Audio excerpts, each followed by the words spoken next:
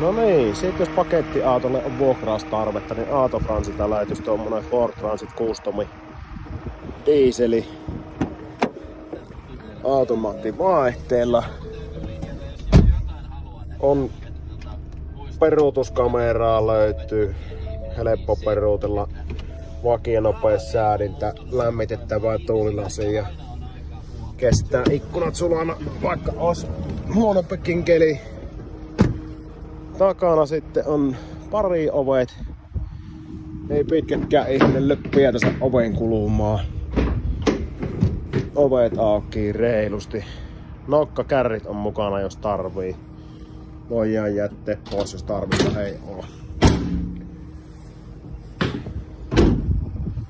Siitä vuokralle kohtuu hinnalla hyvää pakettia.